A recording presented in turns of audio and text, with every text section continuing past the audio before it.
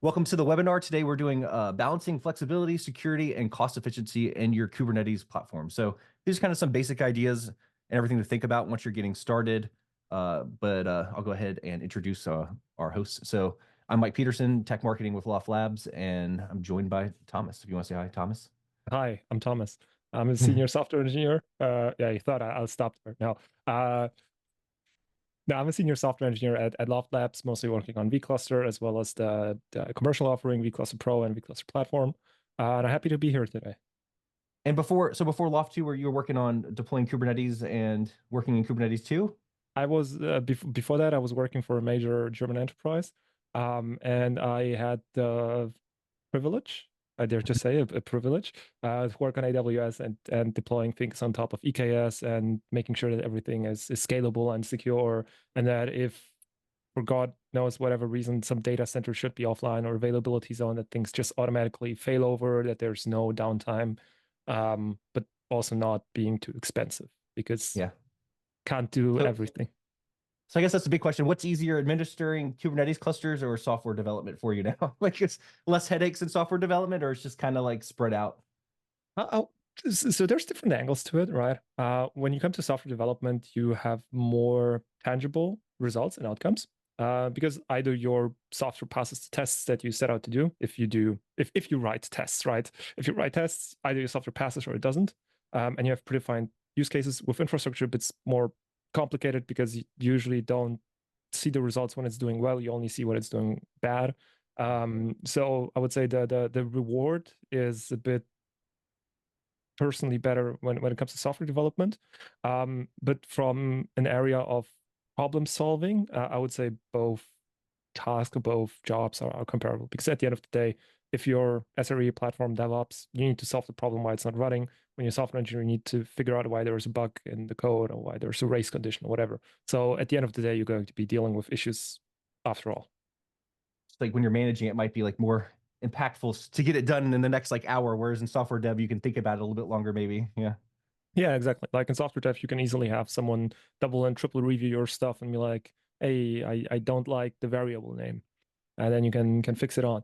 Whereas with infrastructure, if something is on fire, like some data center, uh, you better have your backups prepared ahead of time, thinking about that outcome, because once it's gone, you won't be able to have it back. So there's much more 3D chess involved in that than writing fun software. I think one of my favorite like comments on one of my PRs to get reviewed was something like, "I don't like this." I was like, how do I fix that?" I don't know. That wasn't super helpful. All right, so here's our agenda. So our intro. So we're kind of finishing that up. We're going to get into flexibility, security, cost efficiency, and then we'll have a QA. But I think in between each of these, we'll hop out into like a whiteboard. And if you have questions or want to see something like sketched out, we'll show that. But I think for flexibility, we'll probably show like some namespacing versus like virtual clusters Mhm. and that kind of thing. All right, so flexibility. So some of the ideas around flexibility is where should you deploy your Kubernetes cluster? So should you do vanilla or opinionated? What are you going to do for multi-tenancy? And then how are you going to manage CRDs, to extend the capabilities of Kubernetes? So we'll go ahead and get started with the flexibility for where you should deploy. So first thing you're probably going to think about is, should I use cloud or on-prem? So am I going to use hardware that I already have and set up a POC, or am I going to start out with like AWS or something maybe, or EKS that may be a little bit more expensive just to get going, but something smaller? So, like what solutions are needed for do-it-yourself versus on-prem? So, cloud providers make deployment easy. They help plug into other services they have. They want you to use as many services as you can and spend more money there. Do-it-yourself requires additional considerations for deployment. So you need something like a load balancer. You need to worry about networking and your configuration locally and stuff like that. Personally, I've had more experience doing on-prem bare metal. Thomas, sounds like you've done a lot more like in the cloud. On-prem, I love it because I actually control the hardware. I can Mhm. interact and talk to the networking team and security team and that kind of stuff. What do you prefer? You like the ease of deploying EKS versus having to think about everything on-prem?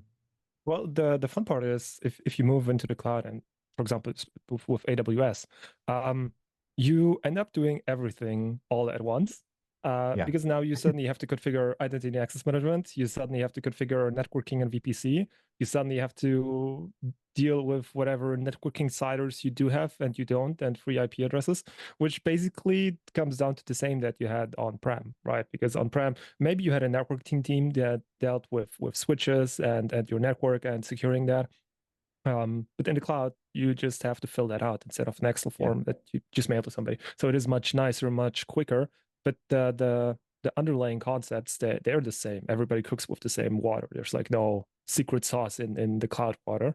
Or maybe there is, who knows? But the fun part is the a certain subset of things are going to be the same if you go to cloud or on-prem. And that's sort of also what Kubernetes builds up on top, where it just says we have a couple of abstraction over those different sets that do the same thing, right? Like a load balancer on-prem, you'll probably need to have an appliance or some routers, switchers, what's not.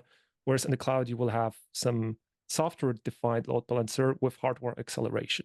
But at the end of the day, both things will do load balancing, right? So what it often boils down to is, do you have the resources, capacities to do everything on-prem? Because on-prem will always be cheaper, and that's probably not a secret. But you will also have much more work, much more things to think about, much more contracts to deal. You will need to suddenly start dealing with supply chain because your hard will eventually fail. So independent whether you go Kubernetes or not, or cloud or on-prem, there's just different, I would say, abstraction levels that you have to consider, which, for example, when you go on-prem, you don't have to think about integrating into all sorts of different services and ensuring that those work because you just have SSH access to a machine and you do everything in there. Whereas on the cloud, you have to understand identity and access management, VPC, all of those different abstractions to navigate it to getting the same thing done. So it just boils down to what you're the most experienced with and what you feel the most comfortable with. Probably for me personally, I would start off with the cloud because I already know it, because it's easier to find resources about it, right? If I have an issue with some cloud service, I can just Google that or throw it into ChatGPT and I will get an answer that's probably good enough. If I have an issue with a specific appliance of a specific vendor, I better have a support contract or you go into their forums and sometimes you can't even read like the responses. Yeah, so sometimes you have to buy the product first before you get the docs to it. I remember I have some fond memories of that with some enterprise credential store vendor that's super duper into cyber, which is half of their name.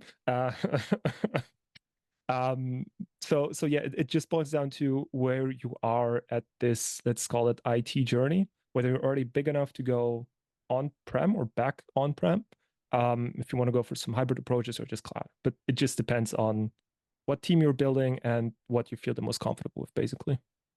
Time from like 0 to POC, it's something like EKS, it's like a lot faster too, right? Like absolutely. You can get a publicly accessible IP address super quick too. You don't have to go through any like security checks or get that configured or set up like on a firewall local. So I mean, let's not forget, if you want to have a public IP address these days, like an IPv4, you better buy some side arrangers and some autonomous system numbers and God knows what, because those things are incredibly rare and you pay a lot of money to have this tiny 256 public IP range. Whereas with a public cloud, you don't necessarily have to think about it and you just pay the $2.50 that Amazon wants from you. Just buy more. All right, so let's think about this too. So the next one's vanilla versus opinionated. So vanilla, just like a regular deployment. Opinionated, you got stuff like OpenShift and Rancher. So that's something else you want to think about afterwards. I guess you could say EKS is kind of opinionated too because you're actually just using their control plane. You don't have access to the control plane, which is a little bit nicer because you don't have to troubleshoot that. But if you go like vanilla, then you're managing everything, which will give you more information for your team and you'll be better at managing Kubernetes. But it's also going to take longer to get up to speed. So what's your preferred method, vanilla or opinionated? Like, are you OpenShifting? It depends. I know it's the favorite thing every IT professional says. It depends. If you have specific use cases for vanilla Kubernetes, maybe you want to have your own custom scheduler with specific rules, awaits, or filtering, or what's not. Or you have some internals that you need to configure because you already know ahead of time that you will need this one specific thing to better run your workloads. Then there's no way around vanilla. But if you can get around vanilla, you will have a probably much easier time.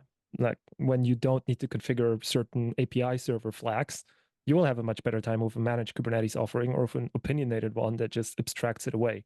because when you go opinionated, it's just create cluster and your cluster magically appears running on some machines. With vanilla, you better understand how certificates work and which certificate you need to renew when, or things will hit a brick wall and you wake up to all the services being offline.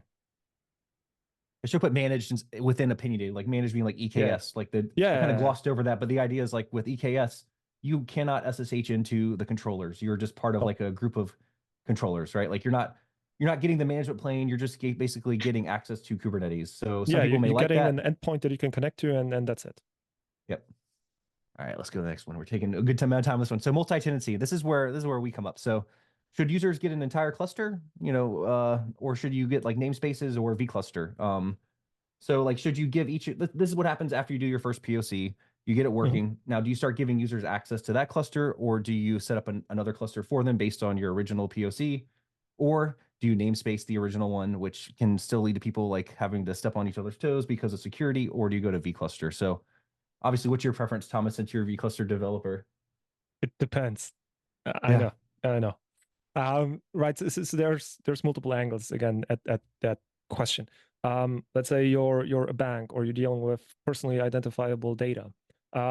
There's no way around separate clusters because that's a compliance requirement. So if you have compliance requirements where you're just not allowed to have any kind of data commingling or even workload commingling, you will have to end up with an entire cluster. But if you don't have that, let's say you're a new startup selling sock puppets, you can just do whatever you want, right? It's like your thing. Sure, maybe you have credit card information, but that might be stored at some payment provider. So you don't necessarily have that data. You only have a reference ID or some number stored in your database that doesn't identify personal data. So then you can easily just say, hey, I'll just spin all of my stuff up in 5 different workloads because one is going to be production, the other one is QA and some dev environments. And that works fine. But what's not going to work fine is if you want to deploy more advanced things, if you want to deploy cluster-wide things and you don't want them to interfere with each other. That's usually when you would, in the past, you spin up a second cluster, but then you have all of the management overhead. You lose on resource utilization because suddenly you have 2 clusters using more resources than they actually need to host the workloads. You have double the amount of let's say daemon sets for log collection, for scraping metrics and what's not, and you just have a lot more configuration files that you previously wouldn't need if you had everything running in namespaces. And that's sort of where vCluster comes in. If you have the possibility to do namespace as a service, you can probably also offer vCluster as a service. Because at the end of the day, you would just spin up that vCluster in a specific namespace. Everything stays contained to that namespace. And you, as a cluster administrator, you're not managing clusters, quote unquote. You're managing namespaces, and all of the tenant workloads would go into that namespace. And you only care about that. So you have one cluster to care about, and then you just give them access to this one layer into the inception or into the matrix where they can do whatever they want, but it's just going to fall back into one namespace in the host. And for you, from an operational perspective, SRE perspective, everything is much nicer, everything is more efficient. Because suddenly you can utilize the bin packing of the kube scheduler more efficiently. You don't need to reconfigure things 5 times because you just have one daemon set collecting all the logs. So you can also have that much more resource friendly, because if it's collecting logs from, let's say, 1,000 pods, that CPU usage is going to be constantly running or constantly using on this log collector, Fluent Bits, whatever you might be using. And then it's just going to be much easier to operate and much Yeah. more resource and eco-friendly also, which is going to be I mean, an interesting and important thing, at least in the European Union in the next coming years. it kind of feels like going back to just bare metal and then moving into virtual machines and stuff, like giving Yes. everybody like their own bare metal bare metal machine so they can SSH and set up like a single service or two. It seemed like overkill. And then you move into virtual machines, although vCluster is not like the same level of virtualization as like a virtual machine, but it's another way of like splitting it up Yeah. logically, right? Yeah. The interesting thing though, compared to like the virtual machine analogy, is that in virtual machines you can have or you have let's say pinned CPU cores where you say this is only going to have 2 dedicated CPUs and then a couple of of RAM and storage. But you can also have like vCPUs, which are going to be shared. And with vCluster, you can sort of do the same thing, where you can say this vCluster is going to have dedicated CPUs for their workloads, or like even dedicated nodes, so you won't have any data workload commingling, but you can also just commingle it. So you get the same, let's say, utilization patterns that you also had with VMs. And get more usage. All right, so let's go to the next one. So kind of expanding what you're talking about is having stuff installed over the place, like CRDs. So, using CRDs to extend the abilities of Kubernetes, should your users be managing those, or should the platform team? vCluster is great because it stands up a new API endpoint that you can install into. So the base cluster is not using CRDs, but you're going to install you're going to get your first POC going. You're going to give users access. They're going to want to have all of these different things installed so they can do things. Cert Manager, Istio, Nginx. Should you be managing those as a platform team? Like, does that get to be, too much because they want the latest version versus like a version that you've installed and tested? So that's where stuff like vCluster and kind of comes in. So you want to expand on that, Thomas? I think you could talk about that all day.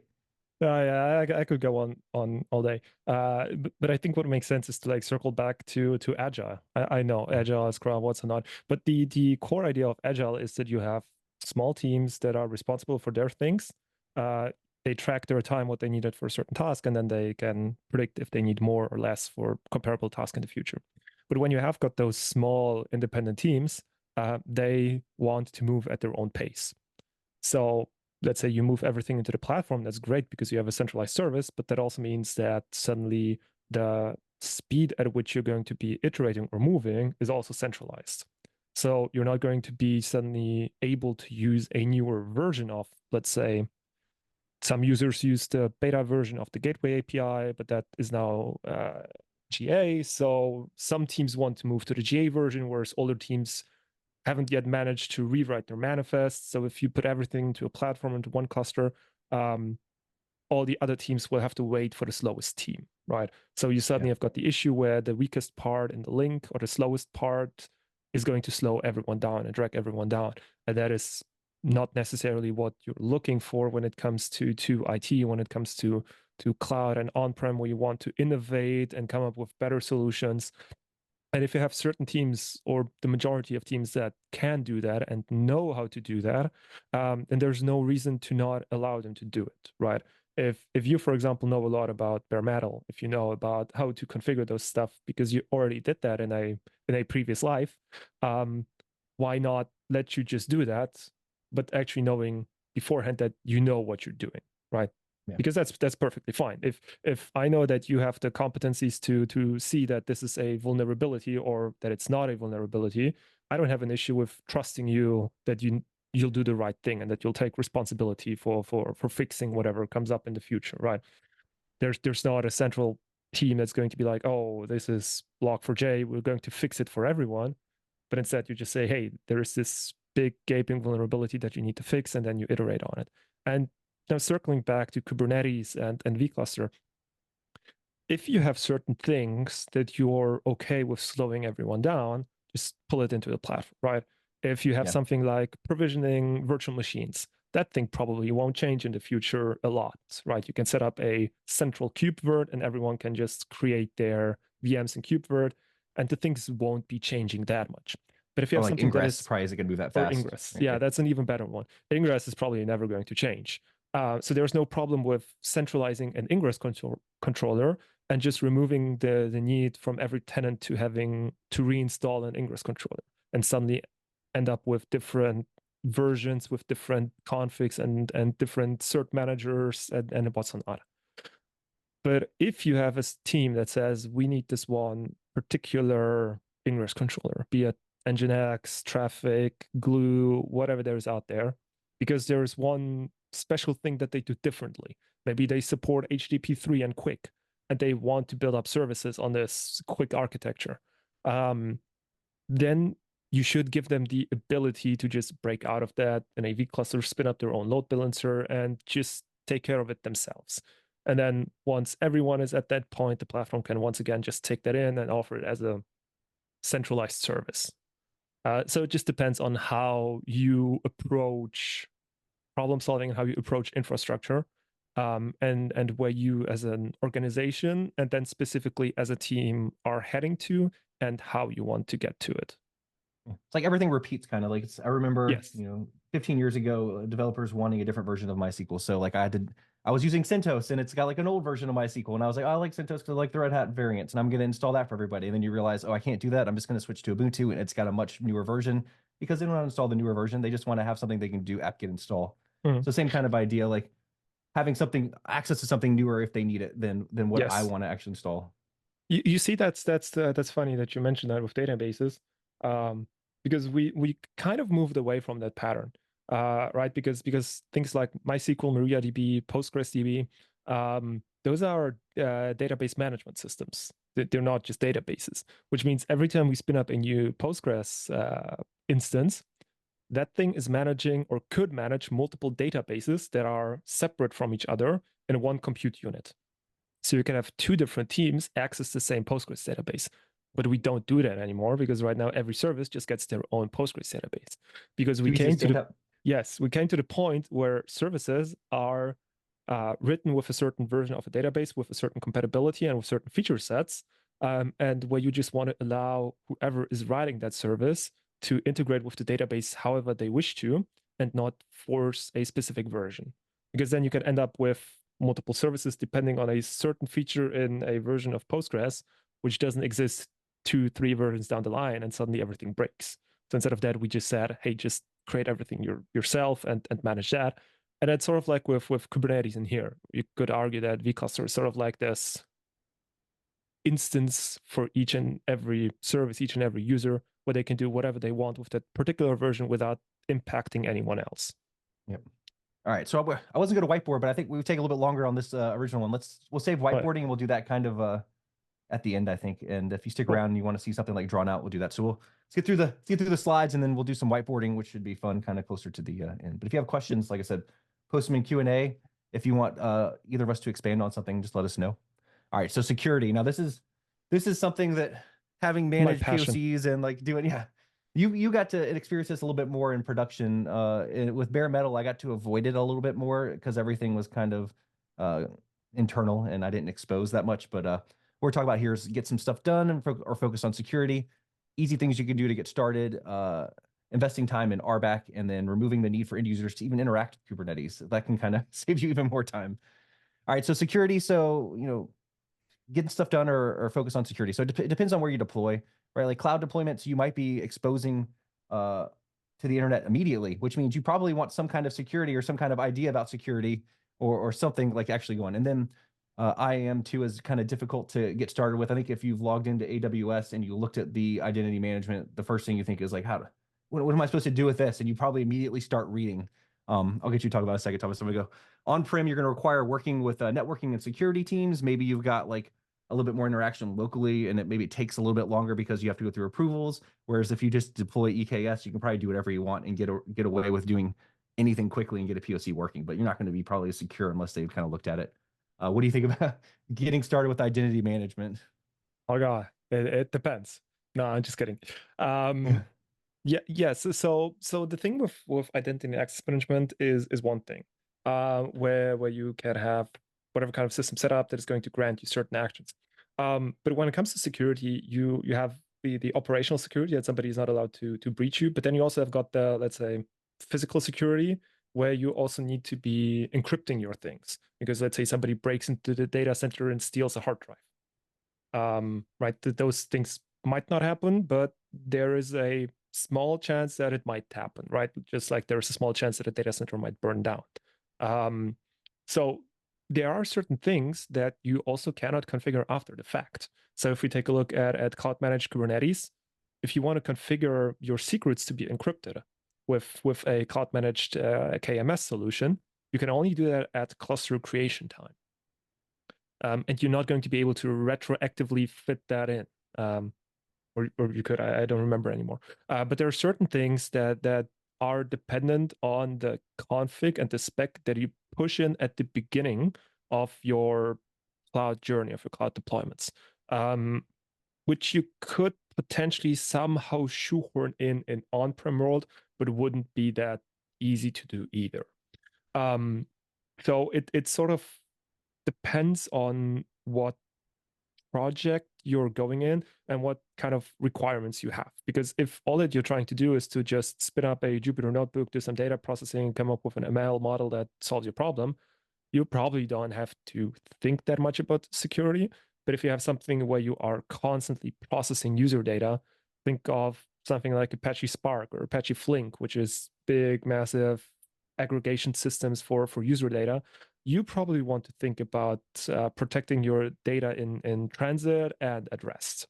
And in order to achieve that, you need to have those things ironed out before you even get to implementing it, which sometimes can take more time and be a bigger requirement than actually starting up your application and just processing the data.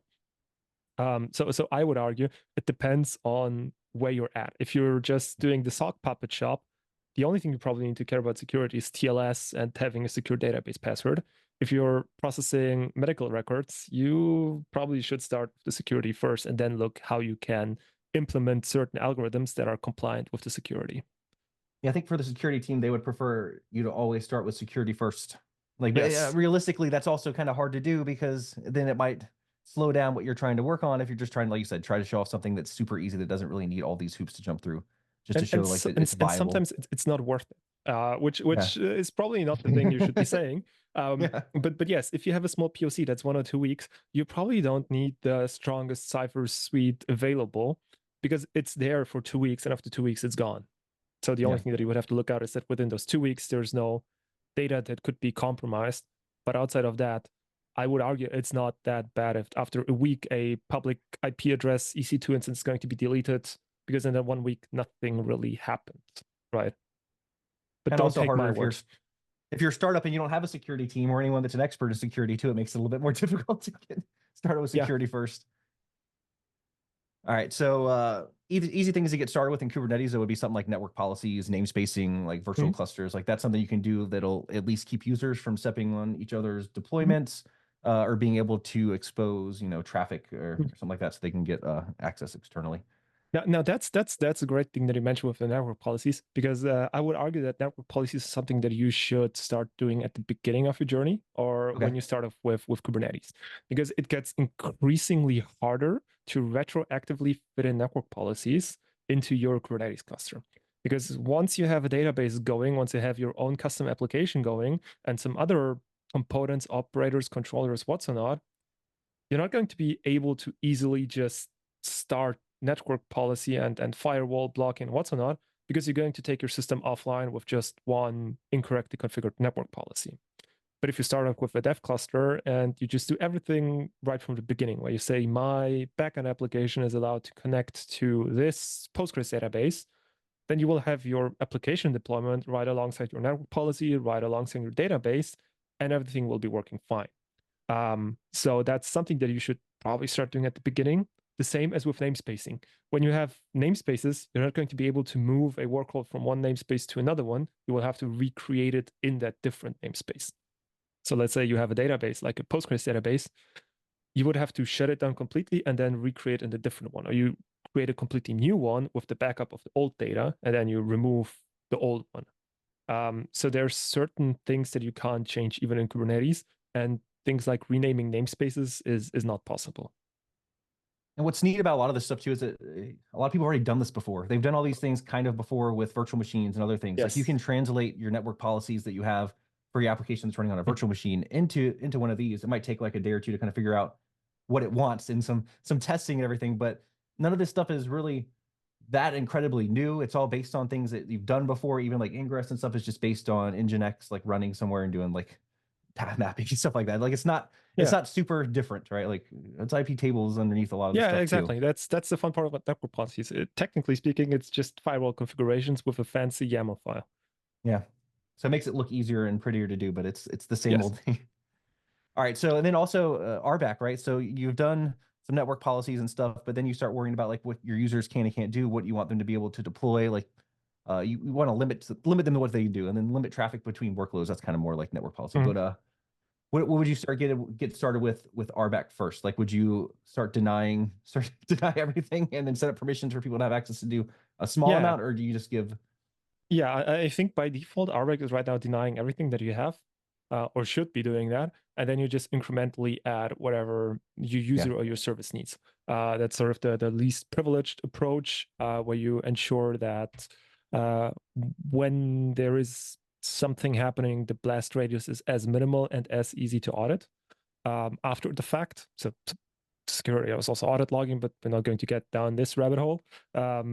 So you would probably just want to start with least privilege and then just take it from there.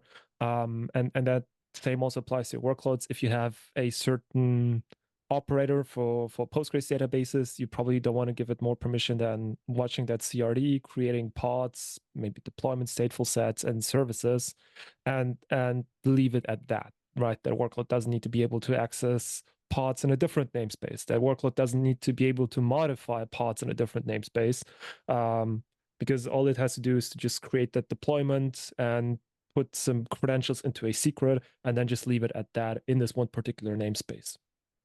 I think on the people side of it too, it's probably good to have a group of people who are willing to beta or alpha test this with you that are very patient and willing to have you deny everything and then like systematically go through and figure out what they can get access to, right? Like the people that like troubleshooting.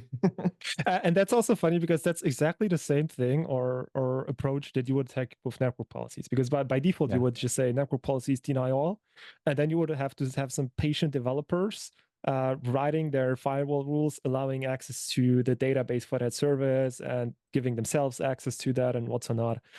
So the same with RBAC, you will end up in a situation where you will have to be somewhat patient at the beginning, or there's going to be a little bit of slowdown, but that slowdown is going to pay off exponentially in the long run.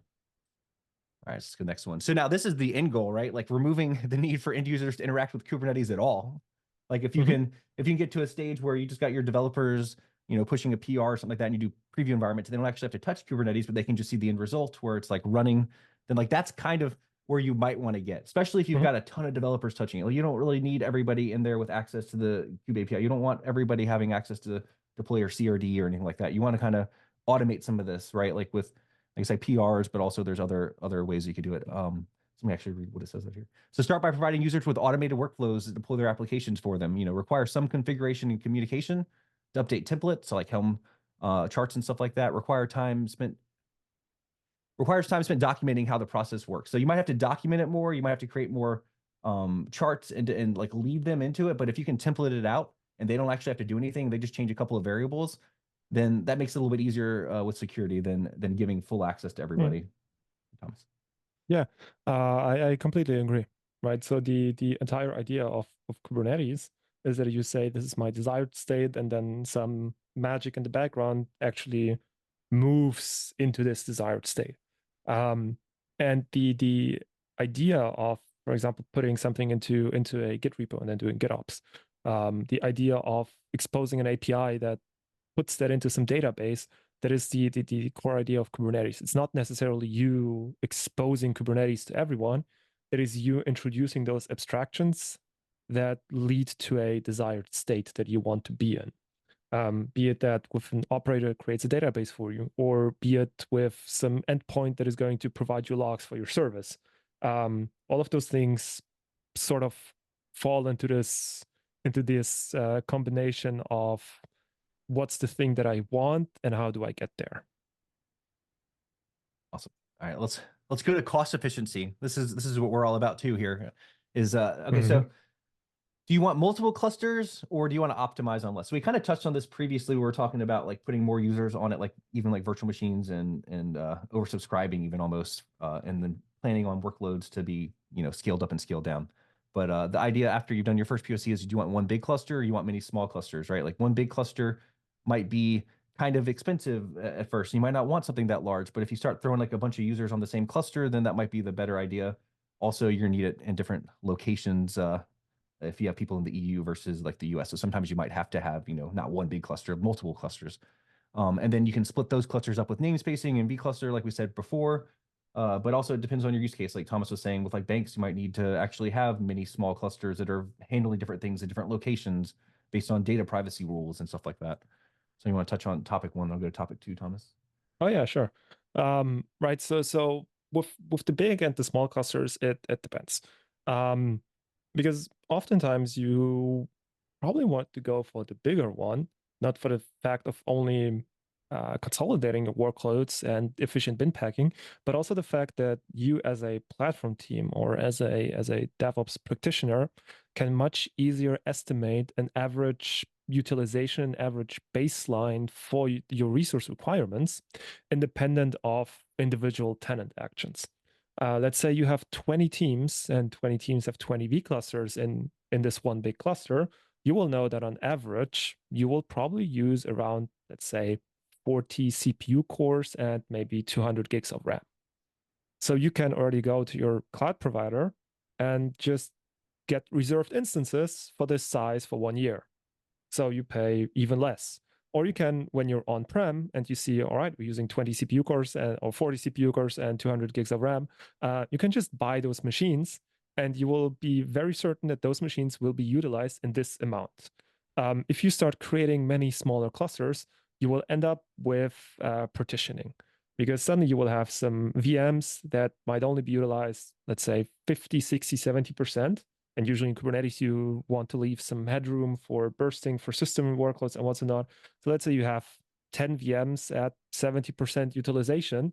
That means you have 30% unused. Count that up to 10 instances. That means you have 3 instances that are not used very well.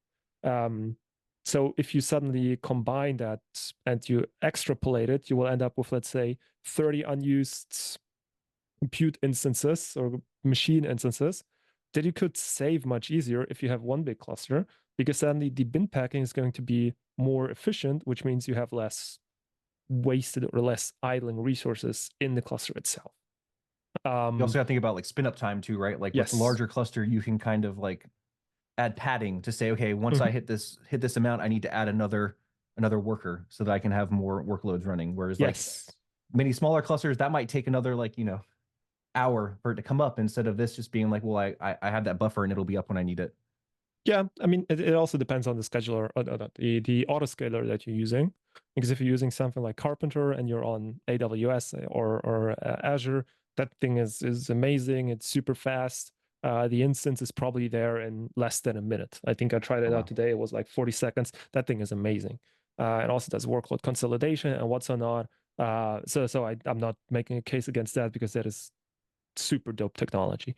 Awesome. But when it boils down to is, if you are on-prem, right, you don't have the luxury of just scaling up and down. If you are on-prem and you have that issue of, I need to open a ticket and wait a day until my virtual machine is there, that gets hard to scale just in time. But if you have one big cluster that has, let's say, 20 bare metal machines, your workload can scale much easier, because you put on a HPA, a VPA on top of that. The workload will suddenly have more replicas. The workload will have higher resource requirements. And then your host cluster will just schedule it onto a node that can satisfy that. So you don't have this scaling issues in those static requirements, because you can have your entire data center joined into a Kubernetes cluster and then utilize everything as if it was just one cluster, instead of having to go in there and create a VM and then join it into the other cluster and then have it idle and not have those resources utilized. So it boils down to this: how flexible and how much breathing can my cluster do when I'm constrained in, let's say, DIY and on-prem, which oftentimes isn't that much as compared to a cloud. What's on here too is also thinking about like licensing, right? Like one Yes. large cluster versus like many small clusters where you might be using OpenShift or something like that, and there's a licensing cost associated with just standing it up. So that's kind of can get expensive too. All right, so Yes. scale. Yeah, we kind of touched on hosted versus do it yourself. Do you start out with a cloud provider? Are you already using one, or do you do POC with spare hardware on prem, right? Like if you've got hardware laying around, you just want to try out Kubernetes, and we do that with open stack a lot. Is you can install there and you can save a little bit of money to get your POC working, but it might take a little bit longer. So it's like, do I worry about the cost, or am I interested in being done like in a day or two? Because you go on EKS and you've got a cluster up in an hour or two, and you can actually give people access to it and see it immediately. Whereas the POC on prem might take like a couple weeks or maybe months, depending on if you have to order more hardware or go through some hoops to get security teams and networking teams again. I don't know if you want to expand on that at all. Yeah, there's many opinions around that. There's certain individuals in the Ruby on Rails world that are very opinionated and very Pro on-prem and never go back to the cloud, saving 6 million a year. But then there are also people that just say, look, the cloud was sort of created for those burstable workloads where you don't necessarily know what you need now, what you need in the future, where there might be Black Friday and you get a search at exactly 1 p.m. because that's when you put on your Black Friday sales. And then 5 minutes later, you're not going to have any traffic anymore because everything is sold out. But for those 5 minutes, you want to have as much compute as possible. And that's not something you're going to be able to do with on-prem because you have a finite cap of resources in on-prem. You will also have a finite cap in the cloud. So let's not lie to ourselves. There's a certain amount of Yeah. instances available in each availability zone, but there's a much bigger selection of available instances, and you can branch out into different geographical regions. And the There's combination built-in of yeah, there's built-in hard caps that you don't know are there until you hit yes, them, and then you have to call and yes, interact with somebody to get it done. You can't just push through. exactly. There is resource limits on AWS, so that's also a thing. But that's something that you can discover in a certain service or overview. And if you speak to something like your PAM or to your account manager, and you just let them know, they will probably figure them out and let you know ahead of time how to scale it up, how to enable them, or reconfigure them for you as well.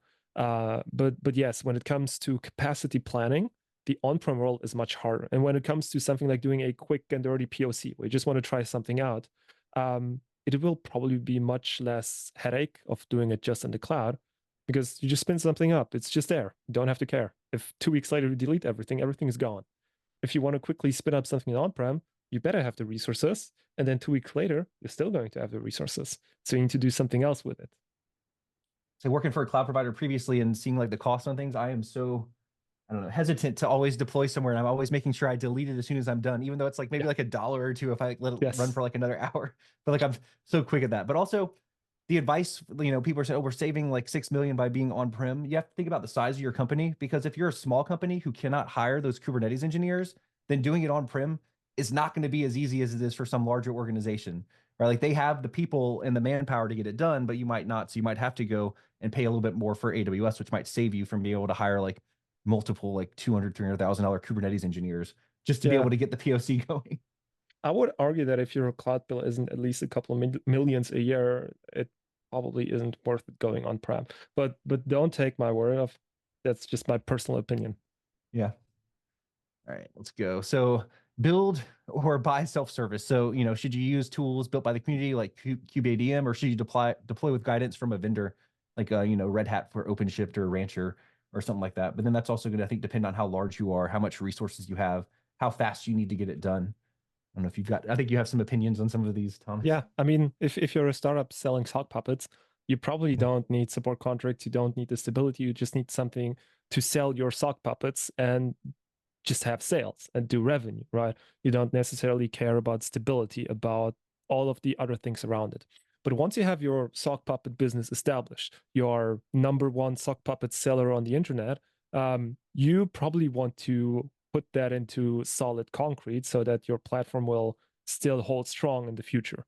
Um, so when it comes to like market exploration and expanding your businesses and coming up with new services, with new innovations, with what's not, you probably just want to get whatever there is by the community, build on top of it yourself, and actually make some money before paying money to make even more money. But once you are at the point where you actually have money, it's much easier to buy something and then build on top of that because you, just like with managed services, suddenly have less responsibilities and can focus on your core business, which isn't managing Kubernetes, but creating and selling sock puppets via an online store.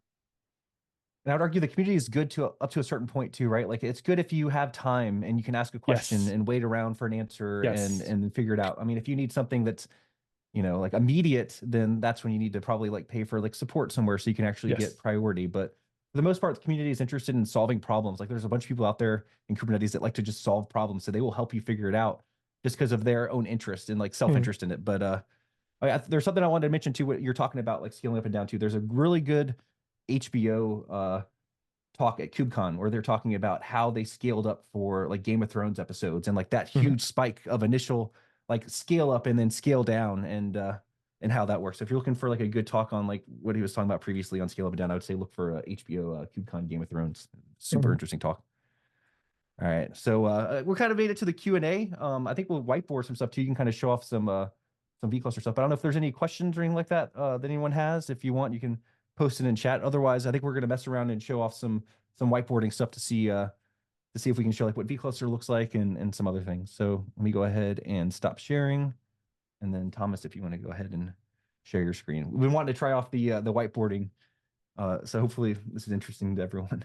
Yes, that is a engineering team special because we all So what love is Excalibur. Yeah, so everyone at the company loves Excalibur just for the fact that it is so easy and nice to use. And there's a lot are of there any hotkeys. So are there any questions anyone wants to see of like an infrastructure type deal, like what it would look like for something like on-prem versus the cloud or something like that? I think we'll start out by just showing like how does vCluster work? Oh yeah, that's a great question. Right, so let's say this is your host cluster. And I just put Kubernetes in here. What you would usually have is you would have a bunch of namespaces in here, right? So this is namespace 1, this is namespace 2.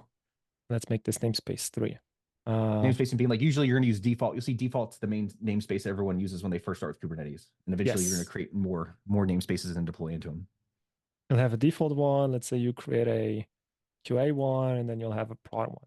I probably shouldn't use the default namespace because that is a cardinal sin in Kubernetes. Let's say you have a kube system. Yeah, so let's remove this. We don't talk about default. So usually when you start off Kubernetes, you would have a bunch of namespaces, and then you would have something like a pod in here. So you would have there you go. Some of these may be created for you too by like a cloud provider. Like some of the stuff's going to be Yes, in kube system that the cloud provider automatically creates, or they'll create another or that your namespace and put platform stuff team in put there. in. Yeah. You might have a platform team that, let's say, puts in a fluent bit pod in here for log collection, or there might be some Prometheus pod in here. Usually that's where cloud And providers ingress is going to be too, for for you to like example, interact with it. or into some completely other namespace or whatever. And technically we just have those things, and then that's great. Now in Kubernetes, you also have got the concept of CRDs. So let me just expand that real quickly.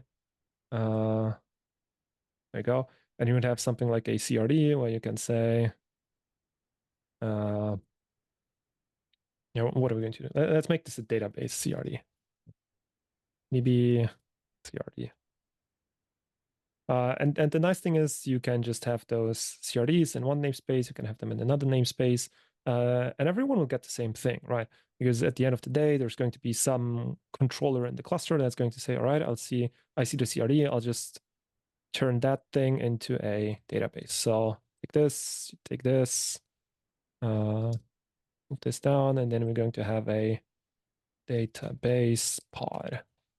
And the same thing will happen in like the other namespace and what's not. Now, let's say you want to create a newer database version, right? Because you're testing out your service, and you want to ensure that it is compatible with the latest version. You would have to deploy a different version of this operator or the controller that is reconciling this database CRD. But let's say that there's an issue because now you used a beta version of it, and that beta version had a, I'm going to abbreviate this for brevity. We have kind database version And we say like with that metadata. CRD, it's usually probably just deploying like the most recent like Yes, version for of example. like of a database. Yeah. And then you would have something like here, like storage, and let's say then GI. And let's say this is your spec, right? Probably should do that. But if this is your spec and this is what you have from here and here, you are probably in trouble. Just for the fact that, right, 1 second. There we go. You're probably a bit in trouble because suddenly these things are dependent on your operator, even if you put in something different. Because now if your operator restarts, it will interpret this differently and create a different version of this pod because by default, the default would be, let's say, version 10. But in the newer operator version, default will turn from 10 to maybe a 12.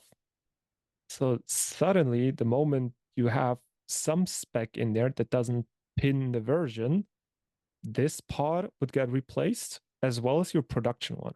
Well, if your application wasn't ready to handle that newer version, you would be in a downtime scenario because suddenly your application, your backend cannot connect to your database anymore.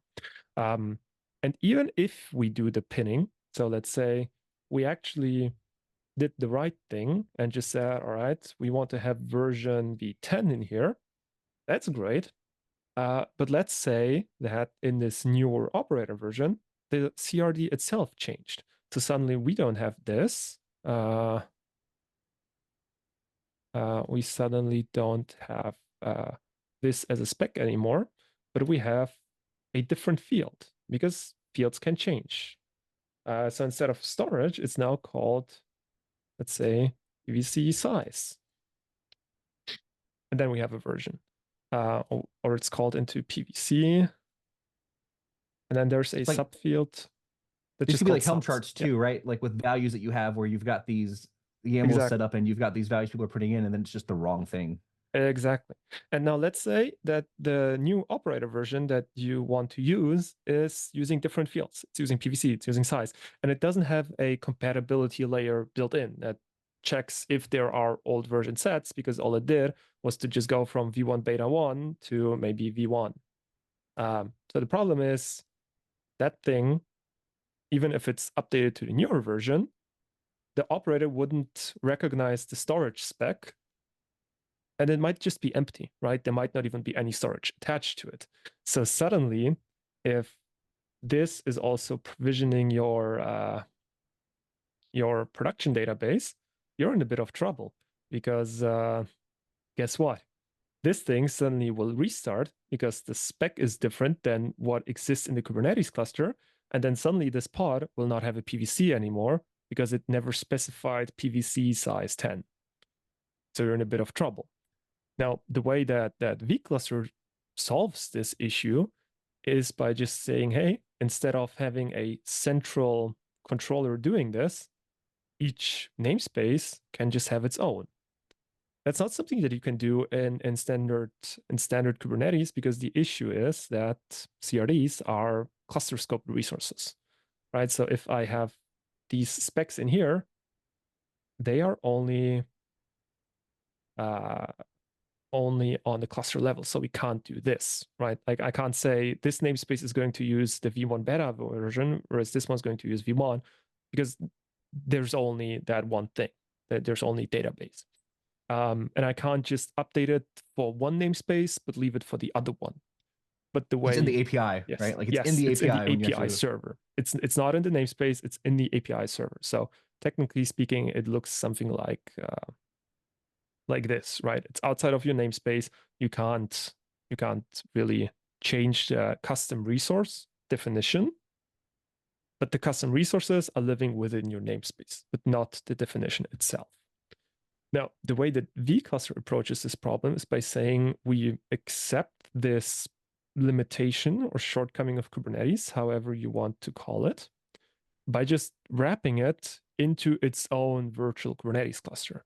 Now let's say that this is your vCluster pod. And the way we'll mark this is by wrapping it.